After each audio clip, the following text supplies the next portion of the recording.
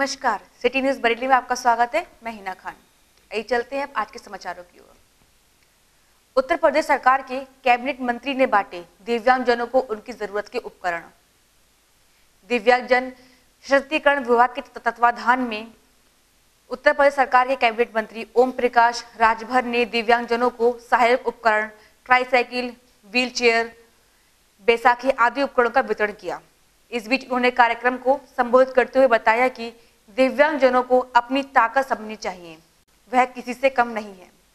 सरकार ने जिस तरह से किसानों का कर्जा माफ कर किया, उसी तरह दिव्यांगजनों का कर्जा माफ किया जाए, जिसको लेकर उन्होंने प्रधानमंत्री जी से सभी से बात की। इस बीच उन्होंने दिव्यांगजनों को फूल माला पहनाकर उन्हें बैसाखी आदि का वितरण किया।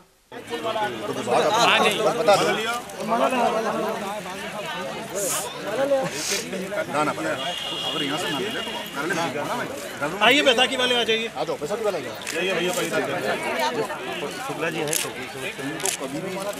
सराहना करते हुए कहा कि जिस व्यक्ति को जिस उपकरण की आवश्यकता है वह उसे जरूर मिलेगी। सरकार का यह बहुत ही सराहनीय कदम है। मंत्री जी ने बड़े ओजस्वी भाषण में अपने बताया कोई भी दिव्यांगजन जिसको जिस उपकरण की आवश्यकता है वंचित नहीं रह जाएगा, सबको उपकरण मिलेगा। और ये माननीय मंत्री जी के प्रयासों का नतीजा है कि आप देख रहे हैं कि आपके सामने जितने लोग हैं उससे 4 गुना उपकरण पड़े हुए हैं। ये दिव्यांगजन जो हमारे जनपद के हैं, माननीय मंत्री जी आपके आभारी हैं कि कोई दिव्यांगजन जो जिस उपकरण का जिसको जरूरत है वो सबको उपलब्ध होगा। इस बीच ट्राईसाइकिल लेने आए दिव्यांगजनों ने बताया, किसने दिया है?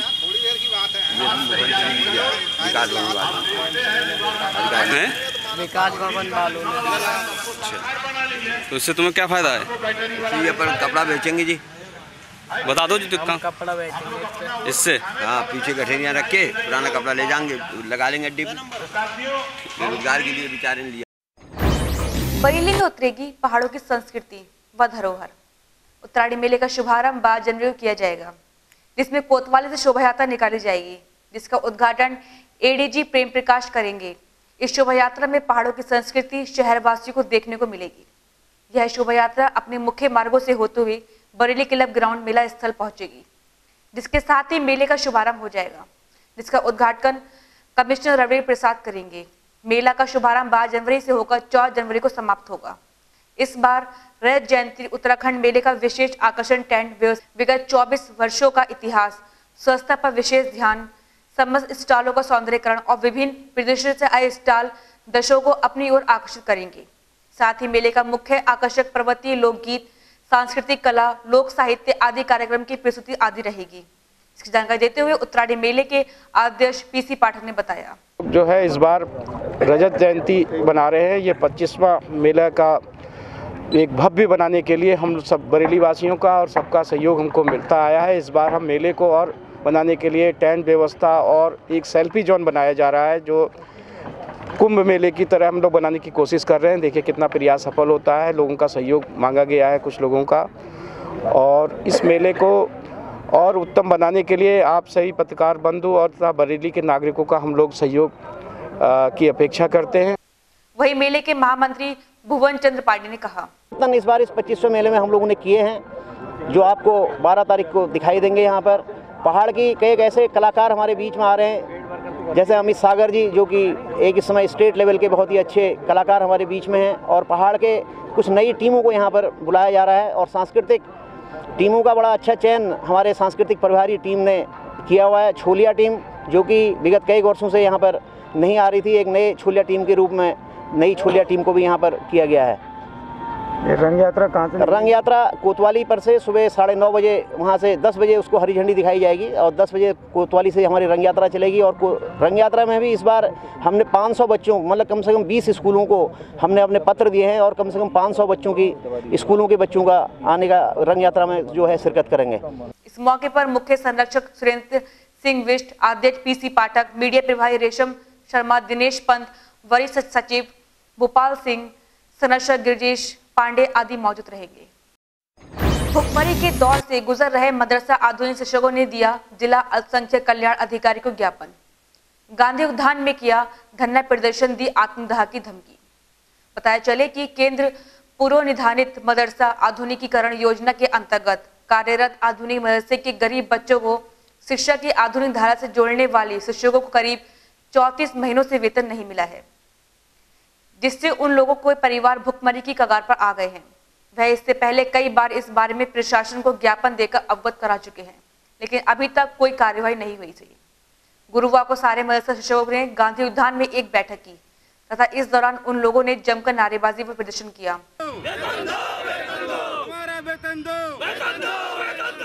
सरकार मुर्दाबाद, सरकार मुर्दाबाद, सरकार मुर्दाबाद, सरकार मुर्दाबाद, टीचर जिंदाबाद,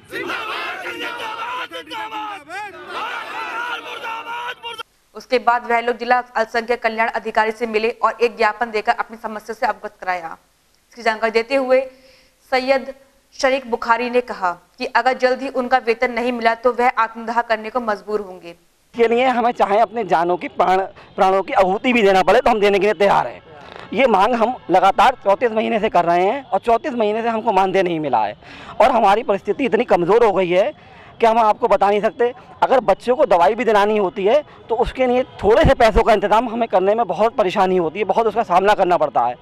और सबसे बड़ी बात यह है कि मदरसे में हम लोग, ये मदरसे भी दूर हैं, वहाँ पर जाके हम पढ़ाते हैं। 33-34 महीने से जब मानदेय नहीं मिलेगा तो आर्थिक स्थिति कैसी हो जाएगी। आपकी मांग पूरी नहीं हुई तो क्या करेंगे आप? देखिए, हमारी मांग पूरी नहीं हुई तो हमारे पास एक आखिरी विकल्प यही है कि 26 तारीख को हम अपने मदरसे में झंडारोपण करने के बाद में 27 तारीख को आत्मदाह करेंगे कलेक्ट्रेट के ऊपर। मैं सैयद शारिक अली बुखारी आप सब लोगों के सामने इस बात का वादा करता हूं, क्योंकि ये सरकार जो है बहुत निकम्मी है। इस मौके पर सलीम बेग ने कहा, हम लोग मदरसा टीचर हैं, मदरसा आधुनिक शिक्षक हैं। मदरसों में हिंदी, अंग्रेजी, गणित, साइंस को पढ़ाने वाले टीचर हैं।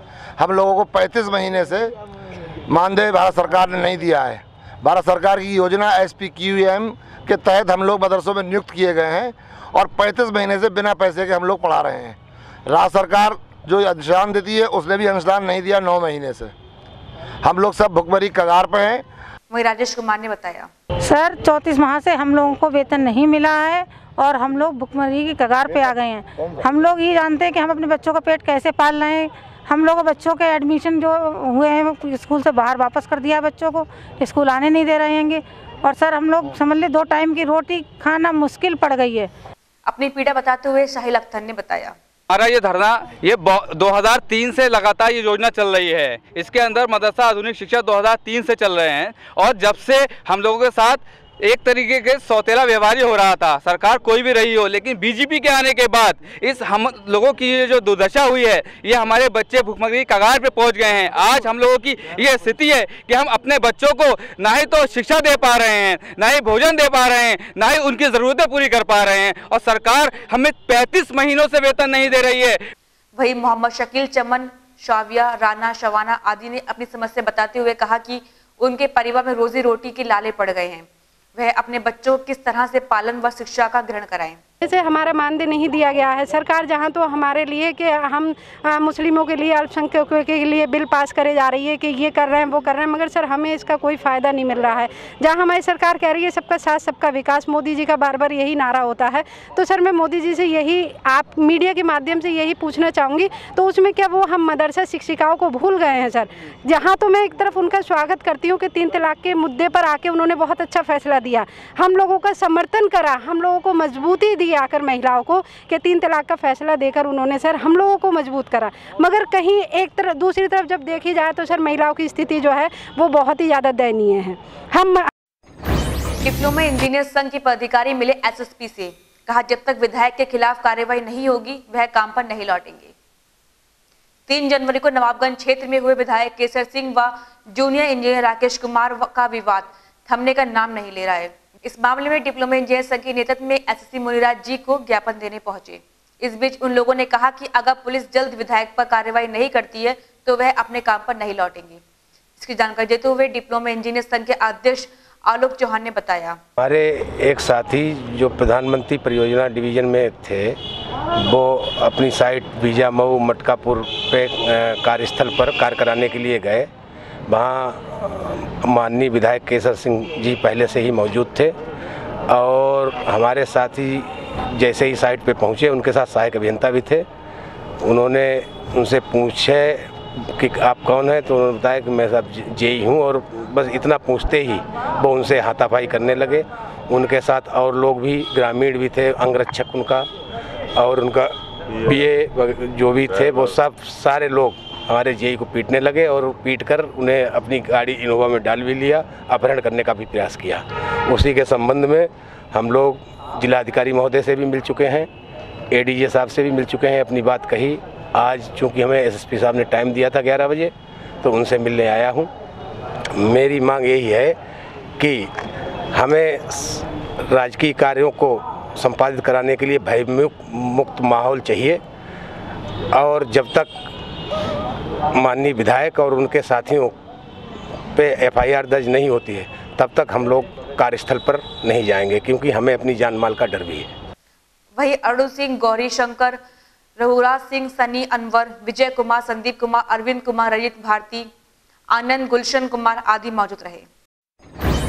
पंजाबी वेलफेयर सोसाइटी ने लोहड़ी मेले के आयोजन के लिए किया मेला स्थल का भूमि पूजन।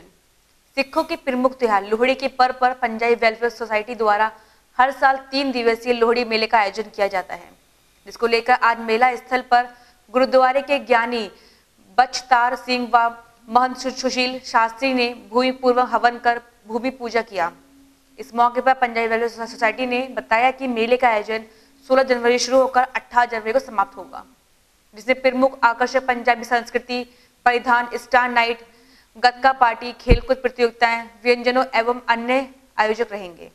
गणपति गुंगवा महे प्रियाणान्त्वा प्रियपति गुंगवा महे निधिनान्त्वा निधिपति गुंगवा महे बसो मम आहम जानिकतो तुम जासिकतम वा ओम अम्बे केम बालिके नमानति कर्षणा सचतुर्गा सुभद्रकाम काम पीलवादिनिम ओम हिरण्यवर्णामणिम सुवर्णता सजाम चंद्रामरण्यमेन लक्ष्मीं जातवेदो मावहता। इस मौके पर भाजपा महानगर अध्यक्ष doctor K M. Arora, Parush Arora, B K Kochar, Amarpal Singh, ओमपी, संजीव चांदना आदि मौजूद रहेंगे। कार्यक्रम की जानकारी देते हुए संस्था के पदाधिकारी पारस अरोड़ा ने बताया, वेलफेयर सोसाइटी पिछले 9 वर्षों से लोहड़ी मेला लगाती है और लोहड़ी मेले का आयोजन दशहरा मेला ग्राउंड में होता है, जिसका विधिवत आज भूमि पूजन हुआ है और आज से लोहड़ी मेले का कार्यक्रम चालू हो गया है। और हर साल हम लोग ये कार्यक्रम करते हैं लोहड़ी के उपलक्ष्य में, जिसमें विभिन्न पंजाब से गायक आते हैं, वहाँ से ट्रूप आता है, डांस ट्रूप आता है, वो आकर परफॉर्म करता है। पूरा पंजाब सजाते हैं हम यहाँ पर 3 दिन के लिए, तो उसी के कार्यक्रम की आज शुरुआत हुई है। इस बार क्या विशेष है? इस बार पंजाब से नॉर्मली हम लोग एक सिंगर लेकर आते थे, इस बार 2 सिंगर लेकर आ रहे हैं और पंजाब का एक बिल्कुल ट्रेडिशनल डांस ट्रूप भी आ रहा है और एंकर भी पंजाब से आ रहा है। तो सारा कार्यक्रम और साथ में डेकोर भी जो होगा, डेकोरेशन होगा यहाँ पर, वो सारा पंजाब को देखते हुए होगा। वहीं इस मौके पर पंजाबी महासभा की परवेश कौशल ने कहा, लोहड़ी मेला एक दिन के लिए हुआ करता था, लेकिन अब जो है जैसे जैसे लोगों की डिमांड और रुचि बढ़ती चली जा रही है, लोग इसकी ओर अग्रसर हो रहे हैं और चाह रहे हैं कि ये मेला हमेशा ही इस तरीके से सबको अपने साथ समेटता रहे और पंजाबी कम्युनिटी का पूर्ण विकास हो, पंजाबी लोगों के बारे में, पंजाबी कल्चर के बारे में सब लोगों को काफ़ी कुछ पता चले। तो इस मेले को हम लोग 3 दिन के लिए हम लोगों ने किया हुआ है। वहीं गीता छाबड़ा ने मेले के महिलाओं को बढ़ावा देने के लिए बात कही। ये कहना चाह रही थी कि जो पंजाबी कम्युनिटी अपने आप को सक्सेस कर ही रही है, इसमें हम लोग का पहले तो ये 1 दिन का होता था मेला, अब ये 3 दिन में डिवाइड हुआ है, जिसमें 1 दिन पूर्णतः वुमेन्स के लिए समर्पित है, जिसमें सभी वुमेन्स के इवेंट्स होते हैं।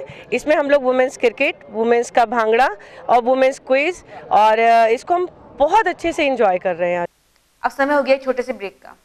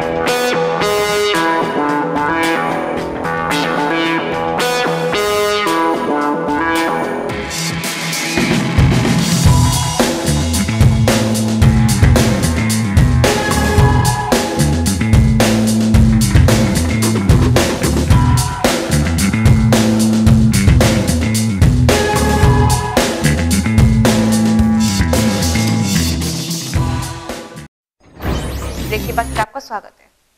पोस्टमार्टम हाउस पर लगा 140 साल पुराना पेड़ खोखला होने के कारण दे रहा है हादसे की दावत।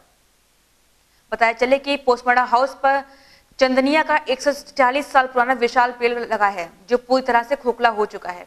इस बारे में वहां रहने वाले चौकीदार रघुवीर ने बताया कि वह लोग कई बार इसकी शिकायत केंद्रीय मंत्री संतोष गंगवार से भी कर चुके हैं। अगर पेड़ की छटवाई ही हो जाए तो शायद खतरा को टल जाए। इसके बारे में जानकारी देते हुए चौकीदार रघुवीर ने बताया, मैं यहाँ का चौकीदार हूँ, रात की ड्यूटी करता हूँ। हाँ। ये पेड़ बिल्कुल खोखल है, नहीं चढ़ा खोखल है, इसकी पाल है कटियाँ ऊपर की। हाँ। मैं अपने समस्त अधिकारी को भी लिख करके भिजवा चुका हूँ, लेकिन अभी तक कोई सुनवाई नहीं हुई है। 11 की लाइन और मैं हाथ जोड़ के प्रार्थना है कि इसके ऊपर की छटाई हो जाए। कभी भी हादसा हो सकता है, कभी हादसा हो सकता है। खेत में दवा छिड़क रहे युवक की इलाज के दौरान मौत। जिला शाहजहानपुर में थाना गड़िया रंगीन क्षेत्र के गांव रसीदपुर में रहने वाले कल्याण सिंह का 24 वर्षीय बेटा विनोद खेत में दवा छिड़क रहा था, जो हवा द्वारा उसके शरीर में पहुंच गई। तुरंत ही परिजनों ने इलाज के लिए उसे शहर के निजी अस्पताल में भर्ती कराया, जहां उसकी मौत हो गई। घटना की जानकारी देते हुए मृतक के परिजनों ने बताया, खेत में दवा छिड़क रहे तभी रोलखंड में इलाज चला था। कल 10:30 बजे करीब आसाम के अगरतला से चलकर स्वस्थ भारत रैली पहुंचेगी बरेली। लोगों को खाद्य पदार्थों के प्रति जागरूक करने के लिए प्रधानमंत्री नरेंद्र मोदी की योजना के तहत स्वच्छ भारत मिशन के चलते देश में लोगों को जागरूक करने के लिए रैली के माध्यम से संदेश दिया जा रहा है। यह रैली आसाम के अगरतला से होते हुए बरेली पहुंची, जिसका गांधी उद्यान में शुभारंभ हुआ, जो सिविल लाइंस के मुख्य मार्गों से होती हुई गांधी उद्यान में समाप्त हुई।